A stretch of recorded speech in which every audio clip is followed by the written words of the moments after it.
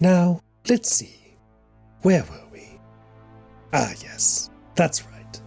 After arriving on the island of Menken in search of the nature spirit Edigan, our heroes quickly discovered that the island was besought by pollution on account of a large-scale mining operation. The search for answers led them to the nearby lakeside town of Manus, where they discovered a once cozy village that, much like the rest of the island, had fallen on very hard times. They spoke with a man named Plim Crufter, who gave them some information about the town, as well as a industrial canning operation that was taking the lake's fish and putting it into small metal cans. Plim also told them where they might find Callum Swift, an individual tied to a rumored rebellion that they hoped to ally themselves with. It turned out Callum would be attending the birthday of an individual named Corvus, who was celebrating his 24th birthday and also didn't have many years left. Faunalyn and Clay went looking for a present for Corvus and wound up at the doorstep of Kusti Crowther Breeze, a middle-aged Air Genasi woman who seemed wholly and utterly crushed by life. They were given permission to take some abandoned artwork from under her house, and as they did, Faunalyn's eye was drawn to a fish flopping on the shore. A fish with human eyes. Faunalyn tossed the fish back into the water, and as she did, she heard a voice singing a song, emanating from a houseboat on the lake. A song that ended in the words, "Glimki Treefellow dies this day." Faunalyn and Clay rushed off, only to find Glimki bleeding and unconscious on the ground. For you see, Glimki had climbed a tree and attempted to commune with his god Mulare. He had called out to the crow, and the crow answered, telling him to seek out Edigan and to add him to Glimki's leaves. But Glimki required more information, so he jumped out of the tree to force the conversation to continue. As he lay bleeding out on the ground, he was able to acquire more answers. He learned that Mulare had committed a crime amongst his kind by saving Glimki's life many months ago, and now the Parashad, a gathering of spirits, was set to pass judgment on him. Faunalyn was convinced that the person on the boat was responsible for Glimki's near-death experience, and she stormed off to the docks, where she hired a fisherman to bring her to the houseboat, and she set off, but not before Clay pulled a Samwise Gamgee and followed her. Who? Don't worry about it. Clay and Faunalyn arrived on the boat and were introduced to a ghoulish woman by the name of Fishhead Franny, who knew Faunalyn's true name and seemed to have met her brother.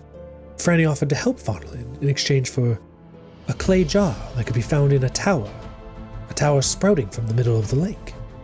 Faunalyn said she would think it over, and while this was happening, Clay spoke with two individuals who were propelling the ship by foot. A sickly elven woman named Hildy, who had come to Franny for help, as well as Quincy, a dwarf on loan from the Quarak Mining Company. The two were tasked with endlessly walking upon the paddle wheel that powered the ship and moving it across the lake. Meanwhile, Glimki attended the party of Corvus, a man who had just turned 24 but appeared to be in his 70s. While the party was happening, Glimki observed several individuals slip behind the bar and disappear into a back room, including one individual, who Glimki learned was the man he sought, Callum Swift. Glimki followed him down into a wine cellar and hoped to greet these would-be rebels, but he stepped on a trap and was knocked down by a pile of wine kegs covered in wine and promptly set aflame. What happened to the space story? That's over, Club. Besides, she ran off like an hour ago. Did you not see her slip out the door? I guess not. I don't know why I didn't do the same. Now, if I may.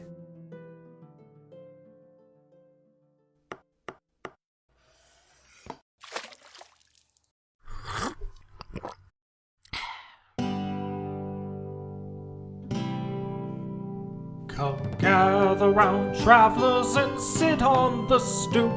We'll tell you a story about Bard Soup. Three lovable scamps in our traveling troupe. We'll tell you a story about Bard Soup.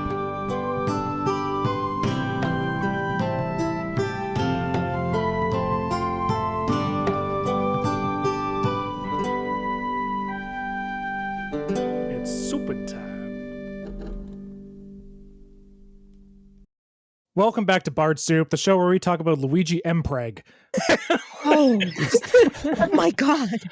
I'm joined today by my 3 panelists. One is a big fan, one is kind of neutral, and one's a big old hater. No. I think we know who the hater is.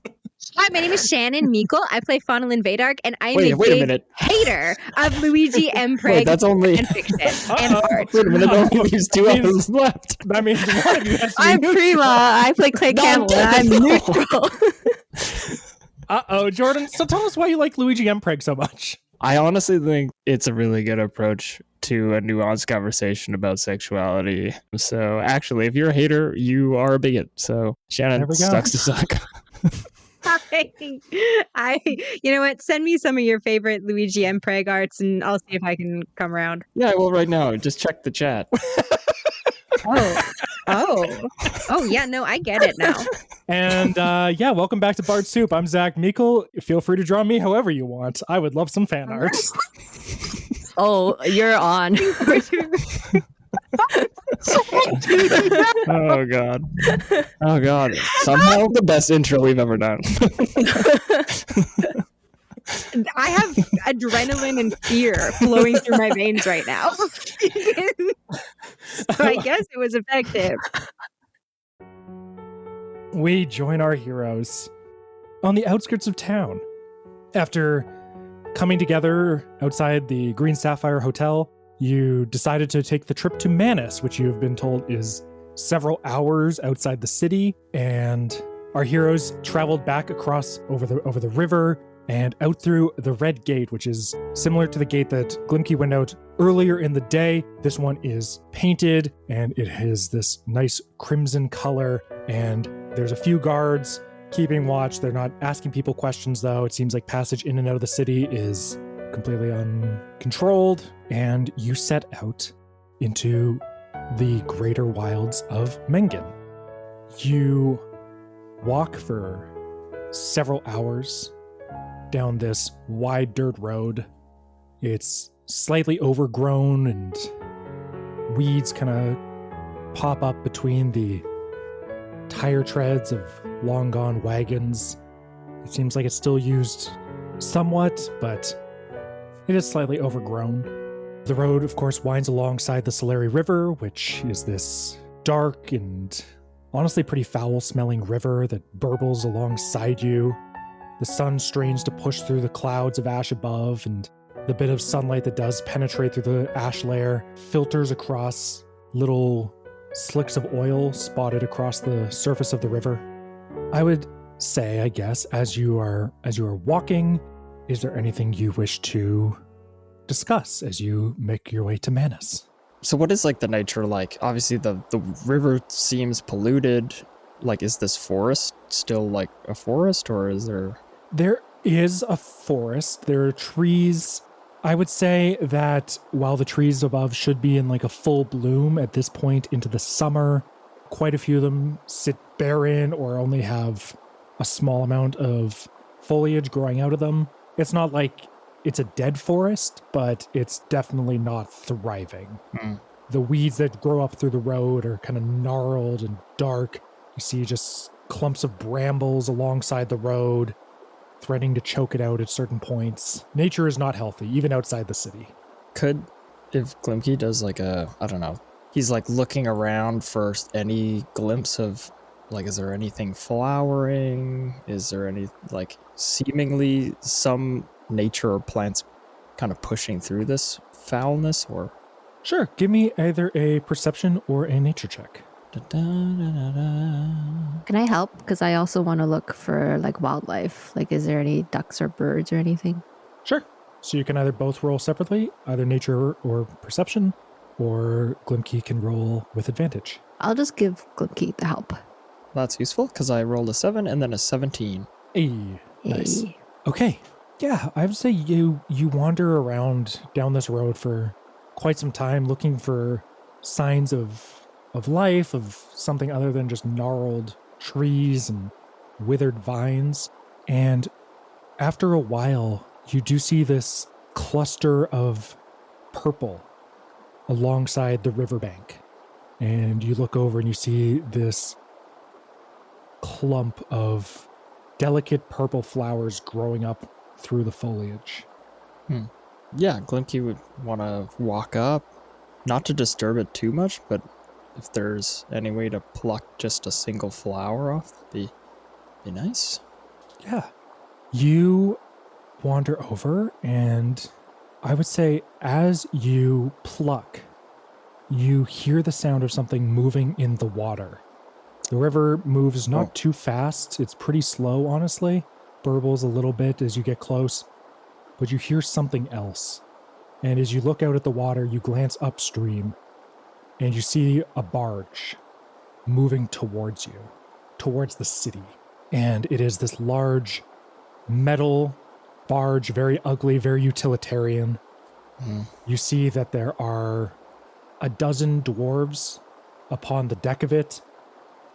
11 of them are rowing, and you can't help but notice that there are 12 positions with paddles, but one sits empty, and 11 dwarves row while a 12th stands on the deck, shouting out orders and keeping time with a drum. And you see that there are stacks and stacks of these pallets with small metal cans stacked up and bound to each of them. Metal cans? Like how big are the cans? Like can of soup or? More like a tuna can. Oh, interesting. What do you guys think is on that boat? Looks like they've got some kind of cans stacked up. Wonder what's in there. Coming from the mine, maybe? I mean, Maybe. Is the mine in that direction? Dunno. Do we know if the mine is in that direction? I don't think you've got a good sense of exactly where the mine is. I think you know that the city of Onkiel, where you've spent all of your time so far, is on the northern coast of the island. So you know that the mine is somewhere south, presumably, but you don't know if it's south on this side of the river where you currently are or south on the other side. So it's possible, but yeah, you're not entirely sure based off the available information. let's go check out the cans, right? Yeah. We can stop them, right? We're auditors. I don't think they're gonna stop.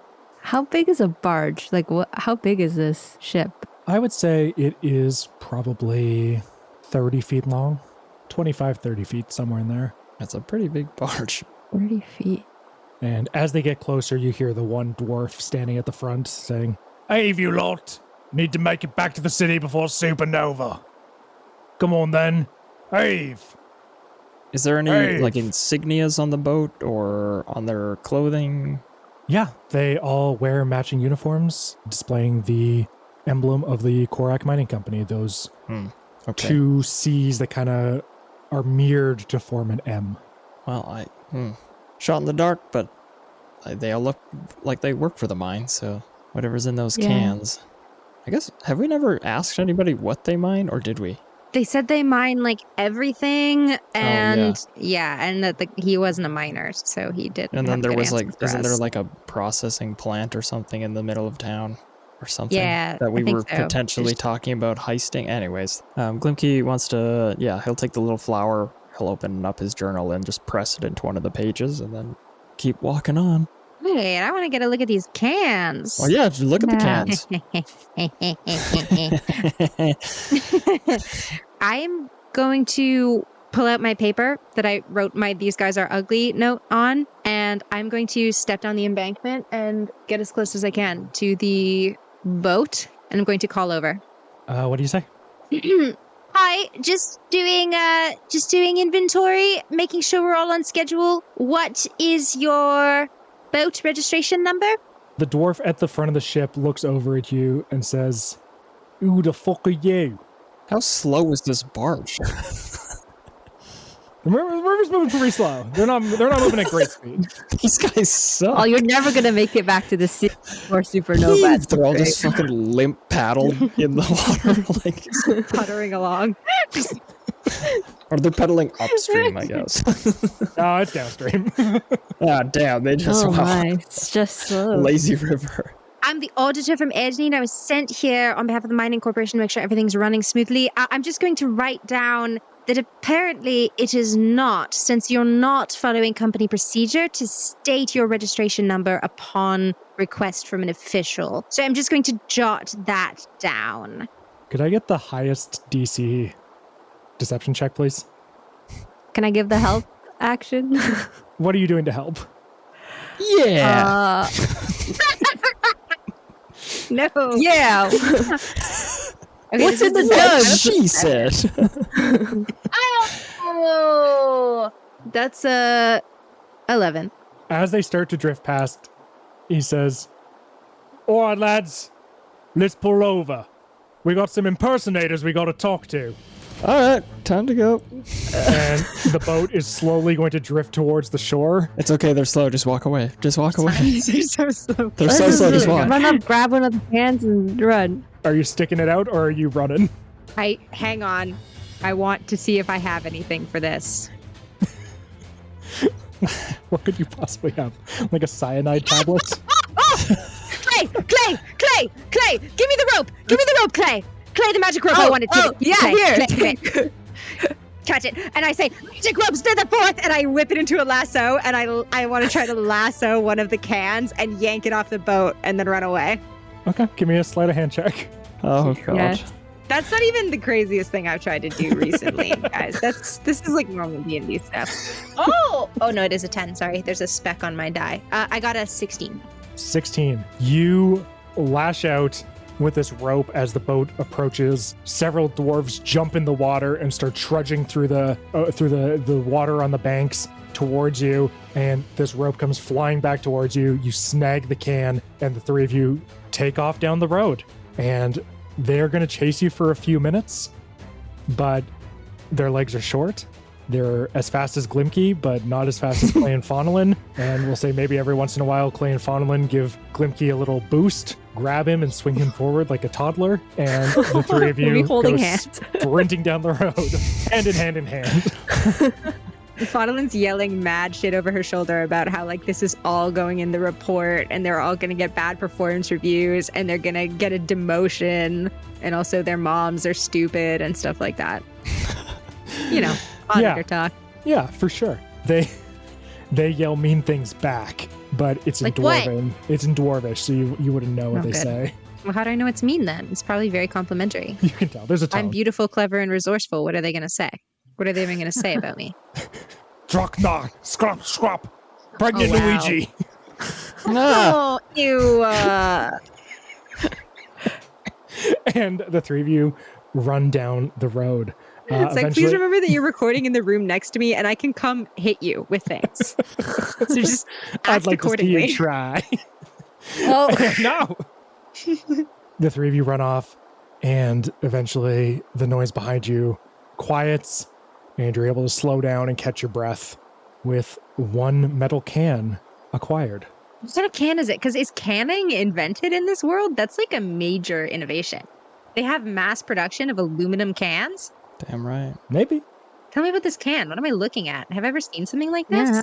I would say no, you've never seen anything like this, but it is a it's a can. I don't know. You can decide if Faunalyn knows what a can is, I guess. Like a soup can style can? Shorter. tuna can, he said. Like Is there a a tuna tab? can, like a tuna can. And there's no tab. What? Is the there a label? shit? Okay. There's no label. What? Can we Have shake you guys it? seen any jar like this? Yeah, what is this? What happens when Clay shakes it? We're like passing it around. You can feel like a little liquid sloshing around. It seems like it's full of something. It's not empty. Nothing rattles around. It seems like it's full or almost full of something. What the hell? I hit it on a rock. Sure. Just like nitroglycerin. It's Yeah, you take 20d6 of fire damage. Haha, you fell for my clever trap. Yeah, you crack it open on a rock and a little bit of liquid leaks out and you smell fish. what? What? Oh my god, guys, they imprisoned a fish in this little cylindrical Get prism. it out. Yeah, we got Yeah. what the hell? It's like greasy and what is this? I'm gonna like keep bashing it on a rock until it makes like a proper dent or hole. Is the liquid like water or oil based? I would say it is oil-based. Ew. Would you believe, in my mind, I'm originally water-based, but oil-based, great question, is worse, and it is now oil-based. Ew. Wait, get the fish out. Yeah, you keep whacking at it. Eventually, you're able to just so pry open stupid. the lid. Like we've never Yeah. seen preserved fish before. Yeah. Mileage may vary, I guess. You each get to decide. And it's sounding like so far, no. And yeah, you peel the lid back and you see just chunks of fish preserved in oil. Oh. What foul alchemy is this? Do you think this is a spell component? They had so many cans of this. Oh, imagine the spell they could do. I think it's food. Look at it. It's like mulchy little fish. You can see a little bit of spine on that one. No. It's like in wizard towers and storybooks when they've got like the preserved eels up on the wall in the glass vials. It's like that, but it's tinned and it smells kind of good, but kind of bad. I think those are flakes of pepper. And is that like a little bit of lemon? Investigation. Okay, I'll give you 5 gold to eat it. Yeah, is this edible? Do you want to make a survival check or like? Yeah, survival. Or are you just popping it in? I'm poking it and sniffing it. Give me a survival check. Oh, 18. Oh. Yeah, you smell it. It doesn't smell good per se, but it definitely smells like fish. And you kind of poke at it and you assume it's like a white fish, some sort of lake fish, presumably. And you do know that Manus is built on the shores of a lake. Mm. Okay. So wait, does it taste good? Yeah, I taste it. It's okay. Yeah, it's edible. It's like not like caustic. It's maybe an acquired taste. It's probably not your preferred meal, but it's food. Okay, so the mining company also has shiploads of food. Mm-hmm. So, I mean, I don't think that's the big mystery that it's presenting itself as. These guys gotta eat, I guess. Is this all they eat? They don't. It doesn't look like they have like crops of like other crops around here. I don't know. Maybe the people of Manus will have an answer for us. Yes, let's go get more information. And should I just dump this out? I think Do you guys you want can eat it. I'm not going to. I'll eat it. Okay. Ooh. And I like Thank you. hand it over and then like wipe my fingers on a leaf as we walk past. Glimki just slurps one of the fish down. Nice. Yeah, it's okay. It's not good, but it's edible. Tastes like fish. You probably had worse. And the three of you wander down the road with Glimki slurping from this can and the river burbling beside you. The sunlight that filters through the ash is starting to glow a brighter orange as the day progresses. It's getting well into evening by now. And I would say after a few more hours, the river beside you opens up into a larger lake, a larger body of water. This lake that's several miles across. It appears to be less murky than the river that flows out of it, but it's by no means clear. It's still dark and silty. The road you're on leads you into a town comprised of dozens of buildings painted in various shades of blue and red and yellow. Oh, so cool. But the paint is peeling on most of them. You see that most of the houses are built up upon stilts, as if they were meant to be in the water. But the water of the lake doesn't really reach the shoreline where the houses are built. You see that it's maybe 10, 15 feet back from most of these houses. The shore that these houses are built upon is comprised of sharp gray rocks, and amongst these rocks you see hundreds of dead fish strewn amongst them, Oh, God. a few of them still flopping. Oh. The ash is less heavy here, and like I said, bits of burnt orange light are filtering through the clouds above. And out on the water, you can see a couple dozen fishing boats scattered across the lake. Most of them are tiny and made of wood, but a few are larger and made of metal, with thick clouds of smoke billowing out from them. One of them appears to be a small boxy houseboat with a paddle wheel attached to the rear. And it appears to be circling a crooked stone tower that is embedded in the center of the lake, with waves lapping against it. Does the water, like, that's receded, does it seem tidal, or is it just like this lake has shrunk? So, I'm glad you asked that. Tide is not so much a thing in Zav. Oh, right, duh. Where would I get such a stupid... No. I'm glad you asked it, because I've been thinking about that lately. The moons are relatively stationary. There might be a little bit of movement year over year, but for the most part, they kind of stick to the same distance. They maybe slightly circle around in the sky, but they don't really get closer or further. There's not really that elliptical shape, if you will, of maybe a moon circling Earth. So tide is not so much a phenomenon, and whatever tide effects that there are usually much more gradual and not like a daily cycle. This large gap between the houses and the water of the lake leads you to believe that that's probably not a tidal effect. There's probably something else going on. They're fracking. Are they draining the lake? They're draining it. Okay. Well, I guess this is Manus. That odd-looking tower looks interesting. Maybe if we can find ourselves a boat, we can go out there. Mm. But maybe we should go introduce ourselves to the people of Manus. Maybe we could stir up, I don't know, a conversation about this quote-unquote rebellion that's forming. I think the leader of the group is called Callum something. We can ask around, see where he lives or where he's staying. I mean, that sounds like as good a place to start as any. Okay, guys, if you were rebel leaders, where would you hang out? We can't just go about asking for this rebel leader, can we? We have to, Well, I don't think we asked for the rebel leader. We asked for this guy, Callum. Okay. Yeah. Hey, you. Yeah, a young-gish-looking man, maybe in his early to mid-20s, walks by. He's got sort of sandy blonde hair and thick eyebrows. You think maybe they're drawn on. And he looks at you and looks behind him and then looks back at you and points at himself and says, "Me? Yes, we're looking for Callum. Do you know them? Oh, yeah, Callum's my mate. What you looking for Callum for?" Oh, just to say hi. "Oh, yeah, I do that sometimes."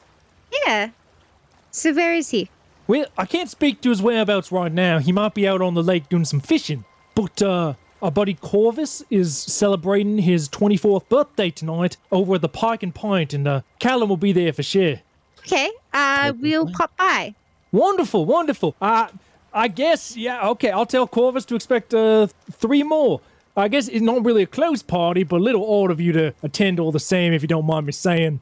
Sorry, we're new to the area, and we're friends of the artists, and we're just appreciators of the arts. And we were actually sent here. We heard there's fellow appreciators of arts and beauty here, and we just like hanging out with like-minded people. I'm sure you can understand. So we're just hoping to kind of chat with some people about the flourishing of the arts and that kind of thing. Right, yeah. Not so much in the arts here, mostly just fish. But I guess you could talk to, what's her name? Kirsty Crowther Breeze. She, by all accounts, used to be quite an artist. Don't know if she really makes much these days, but if you're looking for kind of a resident artist, she lives in the Blue House just up the way. Okay, just to clarify, you fish here in the lake, and then you put it in little tin prisons, and you let it rot in there. That's dwarf work. We don't do that. Most of us are on like a sustainability type kick, you know, you fish what you need. Sustenance diet, we call it. But the dwarves, you see those metal boats out there, they're all Korak, and they catch the fish, and then they take it over to, see that building there? And he points near the outskirts of town. Alongside the water, you see that there is this large brick building, and in faded painted letters, it says Mordrick Brothers Cannery. Yeah, they go to the cannery there, and they can up all the fish, and then they take it to the city, and then they give it to the employees there, you know. But yeah, no, I don't personally do any canning. I just kind of catch what I need to survive. Maybe a couple extra to sell to those who don't fish. Right. Okay. Cool. I'm sorry, did I say something wrong? It seems like your energy shifted. No, I became suddenly very introspective because I was having ideas. The muse was striking me. Oh, she strikes me all the time when I'm out on the lake. Oh, lovely. What was your name, by the way? Plim Crofter. Pleasure to meet your acquaintance. You have been absolutely lovely, Clem. I am Eugene, and these are my friends. Oh, yeah. And I think we'll be seeing a lot of each other. Really quick question. The fish refinery, there's probably like a lot of chemicals in there, right? I don't know. Ongoing. Employees okay, only. where do the boats dock? At the docks. The dwarf boats? Yeah. I mean, most folks, you know, nowadays with the lake water receding, some people built out larger docks, and he points to a few docks that still reach into the water. A lot of folks just they anchor offshore and take a smaller boat back. a dinghy. Right, but the dwarf boats, they anchor Over by the cannery. over by the cannery. Oh, that's great. Okay, it's been really nice chatting with you, Clem. It's Plum, Floraphana and... like plum with an eye. Oh, Plim, I'm sorry, I had that. There's no I it all in wrong in plum my except notes. for when it's my name. That's good, that's funny. Yeah, this guy's name is Glimki, it kind of rhymes. Oh, Eugene and Glimki. Nice to meet you as acquaintances. And who might you be? I'm Flora. Flora. Lovely name. It's like flower. Yeah, that's right. Wow. Would you look at that? Mm-hmm. Hey, last invasive question that I've got for you this afternoon. Do you worship like a floral goddess of the plumeria tree? No. I'm sorry, I just feel like your vibe shifted. Well, I'm not much of a religious man myself. And frankly, I don't know what plumeria is. Flowering tree that you have on this island. Well, you had on this island. Maybe you weren't born before they eradicated it. Are you talking about Edigan? The flower god? Yeah. Oh, yeah. See, like a temple to Edigan. What happened to Edigan?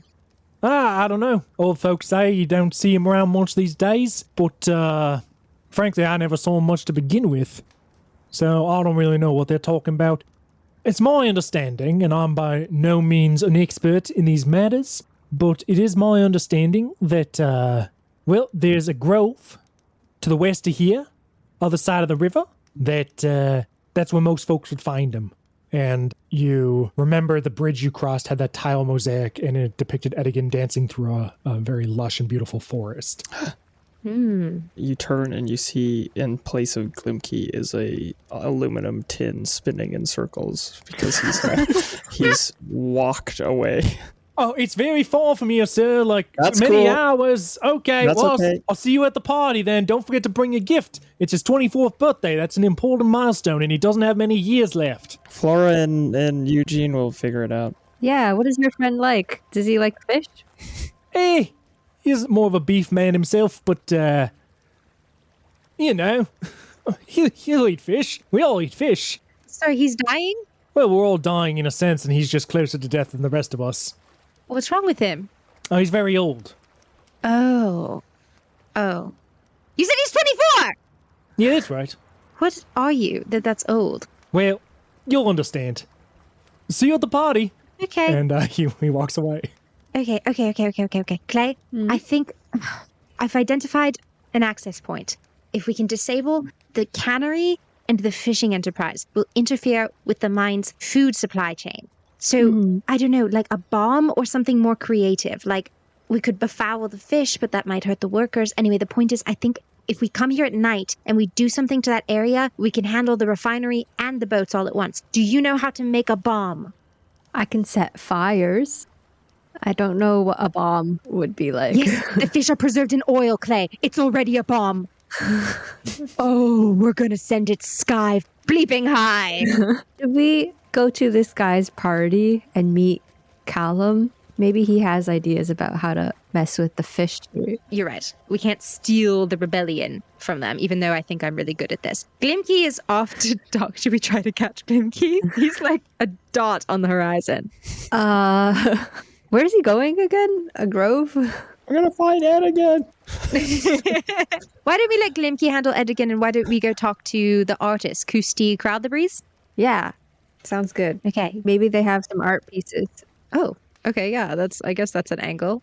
I was going to talk to them about the rebellion, but we could definitely talk about, like, their projects. Yeah, sure. I'm just thinking we need to bring a birthday present for this Corvus guy. Oh, good thinking. Oh, he's going to die soon, so it doesn't have to be that great. Yeah. We won't have to live with his ire for long. We should make a good impression. Okay, let's find Kusti Crowtherbrys. I think Clay and I are going to start asking around and looking. Oh, he said blue house on the hill, so we're going to start looking around for a blue house. Amazing. And Glimki is going in search of a forest. You said there's a grove across the river. I'll figure it out. Sounds good. So we will start with the trip to the artist's house. You look around, you ask around, and you're directed towards this house, which is lakeside, and it has this fresh blue paint. A lot of the houses, they're peeling and look pretty dilapidated. You notice as you look around, as you wander around, you see that several of the houses, in fact, the stilts that they're built upon seem to have splintered or cracked, and the houses have just collapsed on top of them. This one, thick, strong stilts, well reinforced. You see the paint is fresh and well kept. And you notice as you approach that underneath the house, there is just a mountain of canvases just piled up and strewn around underneath the house. Are they like blank canvases or painted on? Majority of them are painted. There's a few blanks, but the majority are painted. And you can see as you get a little closer, they are dirty and they are distorted and they are wet, and they evidently have been under this house for quite some time. Well, it looks like we're in the right place. This seems like an artist's house. I'll go up and knock on the door. Sure. You go up and you knock, and there's no answer. You knock again, no answer. And perhaps as you're getting ready to leave, a voice from behind says, "Can I help you?" Hi. Yeah, I was looking for the artist that lives here. There's no artist here. Not anymore. Oof. And you turn and you see a woman, an Air Genasi woman. And she Ooh. has sort of pale blue skin, even lighter than the shade of the house, and cloud-like hair that swells out around her and it's quite long, almost to her waist. It sort of flows. It's a fairly still day here, but her hair and the clothes she's wearing a long flowing skirt and this kind of billowy shirt. They kind of seem to flow and move even despite the lack of wind. And you see that she's carrying just a little paper bag with some groceries in it. And yeah, she steps up to the door beside you and reaches into her pocket and pulls out a set of keys, and she unlocks the door and kind of, awkwardly hoists the grocery bag and kicks the door open. Oh, let us help you with those. Okay. Yeah, here, let me take those from you. I'll bring them in for you. Give me a persuasion roll. Can I help because I initiated the action? Sure. Okay. Another 18. Another 18. Sheesh. Feeling good today. She looks like she's going to refuse, and then the bag sort of bends in the middle as paper bags are off to do, and a cluster of onions spills out, this trio of onions spills out. And I'll say, "Clay, you pick them up off the ground and put them back in the bag." And she says, "Thank you." And she steps in and she does not close the door behind her. Okay, well, I help her bring her groceries inside. I follow in and I close the door behind us. Yeah, you enter into this small but cozy little lakeside house. You see that there is a lovely stone fireplace, though the fire is not currently lit. There's little knickknacks, little glass animals and candlestick holders scattered across the mantle. You look past that and there's this lovely woven rug on the ground and beautiful couch in shades of purple that sits along one wall, several chairs and a coffee table. There's an adjoining kitchen that seems very well kept as well, with little copper pots and pans hanging from the walls. I would say Clay, for sure, Faunalyn probably as well, but I'd say Clay, you would notice that there's a lot of discoloration on the walls. And you see that there are faded squares and rectangles throughout the entire space. And you gather or intuit that at one point there was probably artwork hanging in all those spots that is no longer hung there. So are you Kusti Cloudbreeze? Kusti Crowtherbreeze, yes. Cloudbreeze. Yeah, we were new to the area and we just met this nice guy, Plim, and he invited us to his friend Corvus's birthday. He mentioned that there was an artist who lived in town. Such a generous interpretation of what happened there. Sorry. Yes. Yeah, he invited us to his friend's birthday, and he mentioned that there was an artist who lived in town, and I was wondering if you sold any artworks. She sort of mutters to herself. I would say make a perception check, both of you. Ooh. She says something very quietly. I want to see if you can make out what she says. 6. 6. Okay, with a 6, as you mention Corvus, she mutters something, but you can't make out what it is. And she sort of shakes her head ever so slightly. But then you ask her about art, And she says, whatever you find under the house, you can have it. I have no use for it anymore. Oh, yeah, I did see a lot of artworks under the house, but they're all kind of water damaged. Do you happen to have more like that? Like more recent works? She hesitates for a second.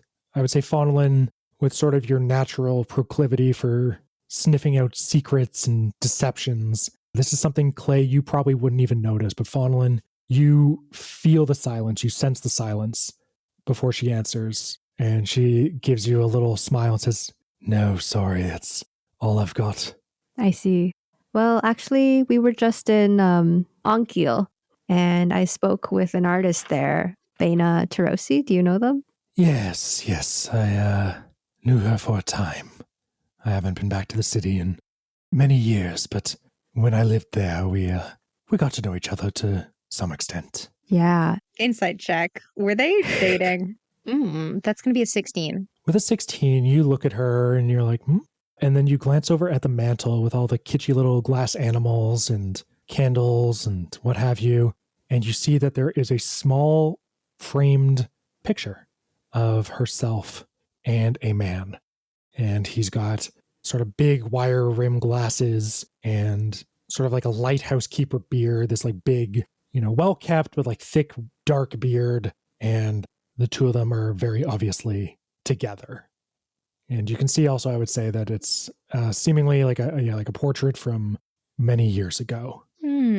She looks younger. She looks to be like middle-aged, there's like some crow's feet, some wrinkles near the eyes. And she looks to be a middle-aged Air Genasi, but this portrait was obviously commissioned when she was younger.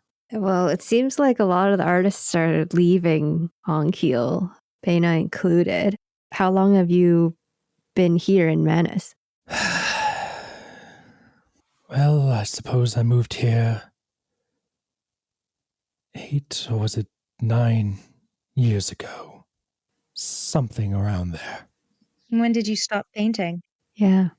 Her eyes, once again, I think, Faunalyn, you notice this without needing to make a roll, but her eyes glance over at that portrait on the mantle, and she says, if you don't mind, I'd rather not discuss that. It's not a happy tale. Of course. I apologize. That was insensitive. Clay, what were you going to say? I was just going to ask if you find that the Korak company's made, I don't know, living here more difficult. And we noticed the big metal fishing boats when we came in, and we saw that they're canning a lot of fish. Is that a recent thing, or have they been doing that for a while? The cannery was here before Korak moved in. It was a relatively small operation, but the Mordrick brothers sold it to them several years ago, and since then it's been a, rather relentless operation, I suppose. Somebody should do something about it, some kind of, I don't know, resistance? Yeah. Do you know if the other fishermen are like against that sort of thing? Most folk are just trying to make do. I recommend you do the same. Who do you work for now, since you're not making art anymore? I'm retired. Huh. It's nice. Are you friends with Corvus at all?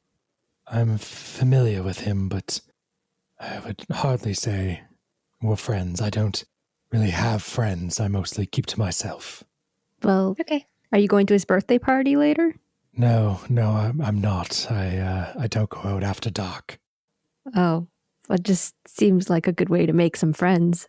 Yes, I imagine so, but I'm good. I'm got so much to do around here, Of course. I mean, yes, you're super busy. Of course, all the cleaning and the sweeping. I was just going to ask if she knew Callum and if he's going to be at the party also. Isn't that what I asked? Callum Corvus, is that a different guy? It's a different guy. And then who the frick is Callum? Callum is the guy you were told to look for in regards to rebellion. That's who I thought I was asking for. You asked about Corvus, the guy whose birthday it is tonight and that Callum is allegedly going to be attending. Yeah, he's really old. Well, I guess I'm a bonehead. Okay. Thank you all for clarifying. You're welcome. Actually, thank you guys for clarifying. Yeah, thanks. Sorry, yes, Corvus is actually who I'm about to ask about. Do you know Corvus? Callum is yes. Do you know Callum? It's a small town. I'd say I've heard of everybody, but again, I'm not really close with anyone. So yes, I know of Callum, but I couldn't really tell you anything about Callum, if that makes sense. Okay. Clay, I think I have everything. I think we've asked everything I want to ask. Do you have anything else? No, I think we'll get out of your hair now. You said I can take any of the artworks underneath the house? Yes, they've been there some time, though, so I'm not sure if any of them would make a suitable gift or personal possession even, really, but you're welcome to any and all of them. Cool. Yeah, I might take a look through them. Thanks. She begins to lead you towards the door, and she opens it and says, well, thank you for your help with the groceries. All the best with your party. Thanks. You're welcome. And maybe we'll see you there later. No, I hope you go. It It just occurred to me while we were walking out. Fair enough. It just occurred to me, I don't know if you know this, but people have been visited by Edigan the flower god. You know, the one who lives in the grove, long thought gone. People have been visited by him recently. All I wish to say, I know this place looks like shit and smells like fish and is covered in grime all the time, but as long as the flowers can bloom anywhere, I think there's still things to hope for. That's kind of you, but hope is a fool's game. You don't seem like fools, so a word of advice. Stay off the lake. And she closes the door. Clay, Wow. Cut to Glimki on the lake.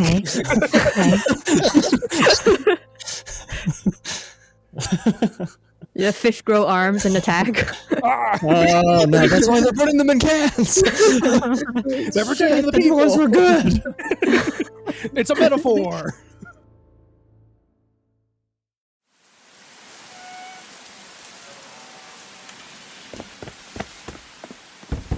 Doctor, quickly. It's my son. I think he's caught a plague. Gothica Plague Worlds is a dark fantasy 5e compatible TTRPG coming to Kickstarter in November. Wander the cobbles of gas-lamp lit streets inspired by the Victorian era, choosing from many new subclass archetypes or even one of the brand new classes. Gothica Plague Worlds is a complete package with new mechanics, storylines, and a diseased world ready for your next campaign.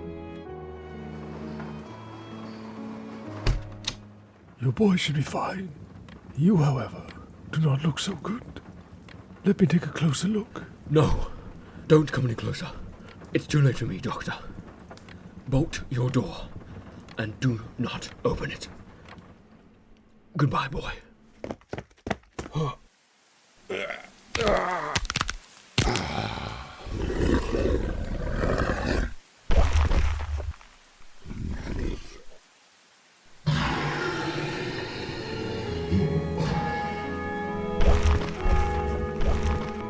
Gothica Plague Worlds goes live on Kickstarter on the 1st of November. We gotta use whatever's in that lake against them. Yeah, that lady seems so helpless. No, she's very hopeless. We're gonna fix it, guys. Mm-hmm. Are you looking for artwork underneath the house? Yeah, 100% digging through those canvases. I want to find like a progression of like when she started to lose faith, I guess, in her art. Give me an investigation check. Oh, 11. I'd say an 11 is enough. Yay. You find that, sadly, there's nothing that is really a suitable gift. Admittedly, you are crashing a aging 24-year-old's birthday party, so maybe whatever piece of dirt and mold encrusted artwork you find is good enough. But I would say with an 11, there is no decline. There is no precipice of talent or drive or motivation. It seems like there is a consistency in the artwork. It's like abstract, expressionist. It's quite good, in fact, actually really good. As a trained artist, you look at this and you're actually really impressed by the quality of the work. And you go through the entire stack and there's not really this drop off. It seems like all of these pieces are from maybe a similar time. Yeah, I'd say with an 11, that's the sense you get. That, yeah, there was no big drop-off. You can find a couple pieces if you want as a gift that are less gross, maybe something from like the middle of the stack, a little less waterlogged or muddy. There's a slight musty smell to like all of them, a fishiness. But yeah, while Clay is doing this, Faunalyn, we'll say you're nearby, and the water laps at the shore. There's a fishy odor in the air, and it's probably on account of several dead fish on the rocks nearby, just kind of scattered here and there in various states of decay. One of them sort of flops and rotates. And as it does, you look at it and its eye stares at you, unblinking. I walk closer. I take the end of my parasol and I'm going to, as gently as I can, try to flip it back into the water. What's wrong with it? Are you trying to investigate it closer, or are you just flipping it away? I'm taking a look at it while I flip it into the water. Give me let's say if you're not touching it, I'd say a perception check. That's a 9. You flip the fish into the water, and it sinks beneath the waves. As you flip it, though, you look at that eye again, this dark eye, and it almost looks human. And then it lands in the water and disappears. Give me a perception roll. Another one. What the frick? Oh, that's better. Not by a lot, but a little. That's a 13. Faunalyn, you watch this fish disappear beneath the waves. It doesn't appear to make any effort to swim or, it doesn't revitalize like fish often do when they're placed back in the water. But you look out at this lake as the sun blossoms and burns bright and then ruptures. There's an afterglow, and as darkness starts to fade across the lake, you hear a voice drifting on the breeze. Little fish is on the line. One is yours and one is mine. Little fish, what do you say? Glimki Treefellow dies this day. What? And you look out, and you see that the fishing boats have come in, and only that one houseboat with the paddle wheel remains. What the frick? And we will cut to Glimki, who is... Glimki is currently climbing up the tallest possible tree he can find. Right, yeah, okay, perfect. Nice, hell yeah. Because that went so well the last time. Yeah. Yeah, you climb, we will say... no worries. You drop your pack and you climb up this tree. It's sort of a gnarled oak. It doesn't seem to be rotten. The branches seem intact, but there's not a whole lot of foliage, which, if this is for scouting purposes, could be actually beneficial. Perfect. Yeah, Glimki is trying to climb up as high as he possibly can because he figured if I could see a grove or a clearing or something in this dying forest, maybe he'll see it from here. Yeah, you look to the west, and to the west, actually, it takes you a second. Like, you knew the road ran roughly north-south, so you kind of look to what you perceive to be the west. And west actually is across the lake. And you look and you see to the other side, the light is, it's where we are in time. There's still some daylight. You see trees on the other side. You see like clusters of trees, similar sickly-looking forest. But the lake's several miles across, and you don't see anything that explicitly looks like a grove within eyesight of that. God dang it. Glimki kind of like just hanging on the branches up top, like squeezes his eyes shut, and he's going to try beckon for Mulare. Yeah, and he kind of tries to put the words together. I feel like last time they spoke was probably another tumultuous moment. I don't know, it's starting to feel like this is not a great relationship. But yeah, he's like, Mulare, I don't know if you can hear me. A fellow spirit of nature needs our help. I know this isn't your domain, and given the interactions of the past, I know that not all the spirits get along, but you wouldn't want one to die, would you? These dwarves, they're killing the spirit called Edigan. They're killing this whole island, and I don't think we can let that happen. I can't let that happen. This is interesting because most of, if not all of your real communication with Mulare has come in the form of dreams.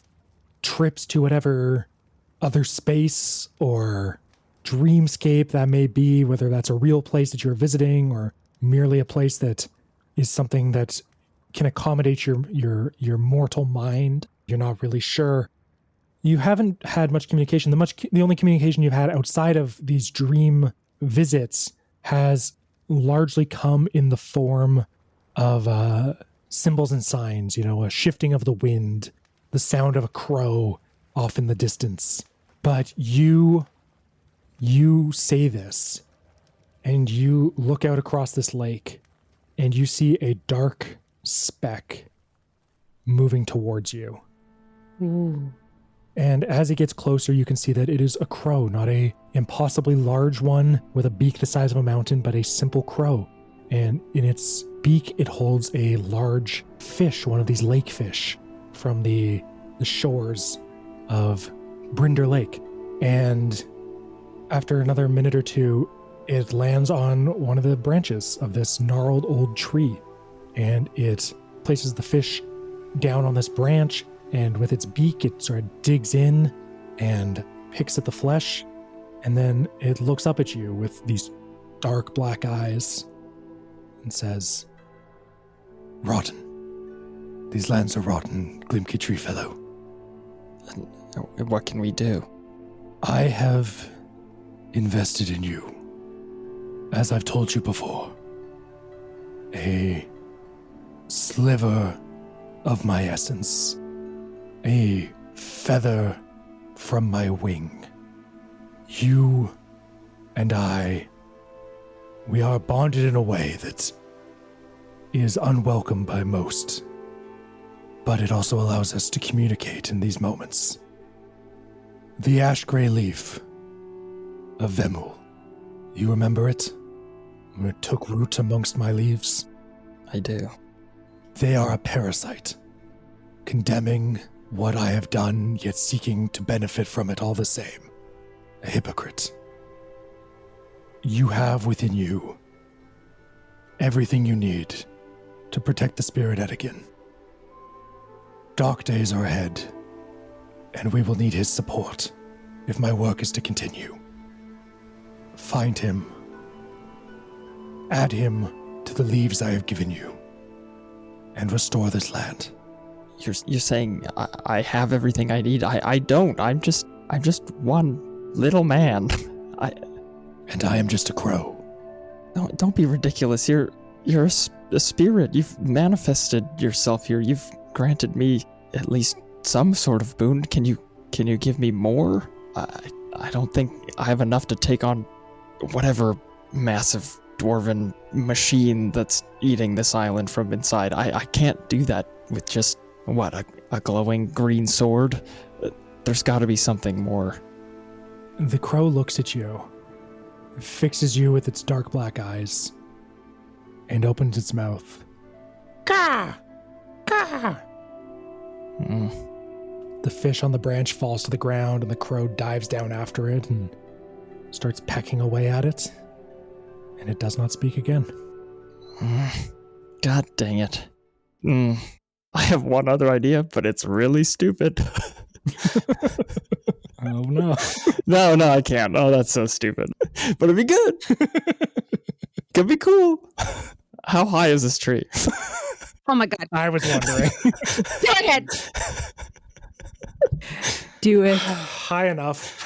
Yeah, Glimki curses into the wind and is like, I wasn't done yet. We're still having this conversation. And it's gonna lean back and let go. You go plummeting through the air. You land on the ground, and everything goes black. Through the blurred eyes, blood flows into your eyes, and through the blur, the crow on the ground next to you, or near the tree, eating the fish, looks over at you and says, You fool. What have you done? It doesn't matter, it worked. You're still here. I will give everything for this. I can't let these people suffer. I need more than fancy words and riddles, Malare. We can help Edigan. My power is limited. You may not understand that, but even communicating with you at this great distance, far from the tree, far from dwells, is taxing.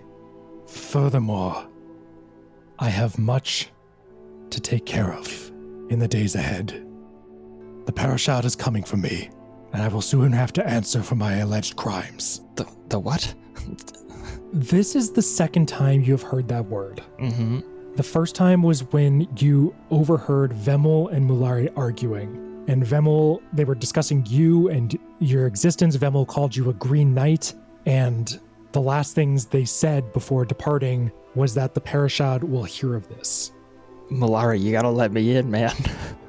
We're supposed to work together. I can help. Give me a persuasion roll.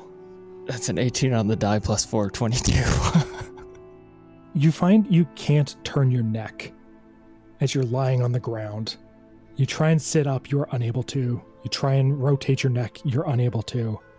But the crow on the ground abandons the fish and takes a few hopping steps towards you. And as it does, it seems to swell in your vision, a darkness that fills everything, until, though you can't look up and see it, all that there is in front of you is this crow. And the voice gets louder, starts to boom and echo in your ears, starts to hurt almost. It's like listening to a thunderstorm with a stethoscope. And Mulari says, You are a child. You and I are not peers. We are not partners. I am of the divine. And you... And then he pauses, and he seems to contract a little, and a little bit more, until once again, this crow is all you see in front of you. It is crow-sized. And he says, I'm sorry. I place a great burden upon you, and expect you not to question your purpose. The Parashad is the entirety of my kind, brought together, called to a single place, for a single purpose, to discuss, or perhaps we might say, litigate, the few crimes that our kind can be charged with. When I saved you that night so many months ago, I committed such a crime. Why? For what? And what is the punishment? Why risk it? Because you were broken and you needed my help. And I knew I could mend you. Furthermore, I watched you grow up underneath my branches over your many decades, and I saw within you a unique potential, a spark. and as he says that, I think you see yourself from like outside your body. You see yourself having this conversation. You see yourself talking as little bits of blood bubble out from between your lips. And you see a green spark flare up within your chest. The same green spark that appears whenever you divine smite. So you like me, I guess. Malari, this isn't your burden to carry alone. You risk your existence for some little guy? If you really think it'll help, I will find Ed again. But if you can't support me by being here, I know it's far away, at least just give me a sign. Point me in the right direction. I'll find them. I'll fix this. If you think it'll help. I will fly over these lands and learn what I can of them. I will tell you where you might find him as I learn it. Do not test me again in this way. You may not survive. And you are far too important to my work. The Guasapmo must be destroyed. Pardon? Sorry? What was that last part? He does not speak, but again, that word rings in your mind, and you think you heard it on that day as well, when you overheard the conversation between Malari and Vemel. And I think, just roll a d20 for me. Just a raw d20. 9. I think with a 9, you don't remember the context of the larger conversation. You just remember Molare said, "Ruin has already come. It arrived the day the Guas Satmal was forged. And I'm going to need you to make some death saving throws." God damn it. Uh-oh. 4. Oh, God. Perfect. Could I have another one, please? 11. Perfect. Oh, God. And please, sir, might I have another? Oh, thank God. 14. Excellent. And how about one more? 10. Clay and Faunalyn, as you're walking through the town, Clay, did you take some paintings? Yeah, I've rolled up some muddy scrolls and I have them.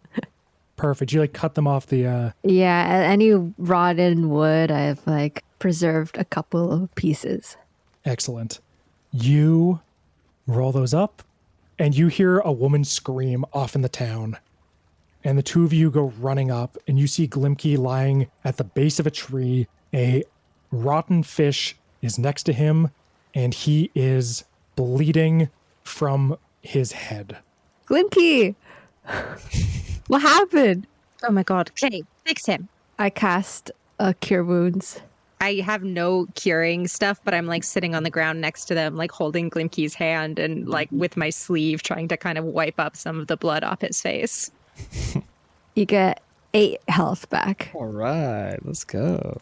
Glimki, you awaken with 8 HP. There is a crowd gathered around you. Various townfolks, a few dwarves in Korak uniform. You see Clay standing or crouched next to you with a hand on your shoulder, and Faunalyn standing a few feet away. Somebody says, "What happened?" And another person says, "He tried to kill himself. I saw it. He jumped out the damn tree." Glimki, what? No, that's crazy. That's crazy. Did you see Edigan? Did you find him? No. Oh. What's with this fish? They came from the lake, I think. Okay, stay here. Faunalyn's gonna march off towards the water. Okay. Are there any rowboats or anything around? Are there any fishermen packing up? There's a few fishermen packing up. You also see a small distance away, there is a small sort of dilapidated building. It's a little further out on the water, so much so that the stilts still, the water laps at the edges of the stilts. And you see several boats tied up to these stilts. And there is a faded, chipped sign that says Lewin's Fishing Supply. I'm going to walk up to one of the fishermen and go, 5 gold pieces if you can explain what the hell is haunting the lake and how I can get to it immediately. This heavy-set human man, he's got a shirt that doesn't quite cover his belly. He's got tan pants that are torn at the cuffs. He's wearing some heavy boots. He looks at you and sort of scratches his chin and holds out his hand expectantly. I take out 5 gold pieces and I drop one into his hand with the rest of them in my fist above his hand. I say, start talking. Well, as for what haunts the lake, I suppose there's 2 answers to that question. Depends on if you believe in ghost stories or not. Rumor has it, tower out there's haunted. Ghost of a wizard lives inside. But if that's not what you're talking about, if you're into the literal interpretation of the word, maybe a metaphorical one, there is Fishhead Franny. Nasty bit of work lives out on that houseboat. Why do the fish here have human eyes? Don't know. Some say it's all Fishhead's work. And for what it's worth, I would say the fish don't have human eyes. There's a couple that do, but it's not the prevailing trend. Don't get pedantic. I'm not in the mood. All right, our fish don't have fish. Our fish are normal, and they taste good, and you should buy them.